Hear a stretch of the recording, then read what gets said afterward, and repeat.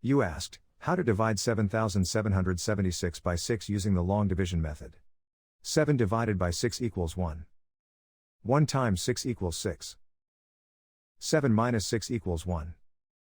Bring down 7, making 17. 17 divided by 6 equals 2. 2 times 6 equals 12. 17 minus 12 equals 5. Bring down 7, making 57. 57 divided by 6 equals 9. 9 times 6 equals 54. 57 minus 54 equals 3. Bring down 6, making 36.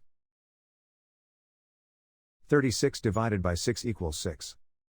6 times 6 equals 36. 36 minus 36 equals 0. The remainder is 0. The final result is 1296.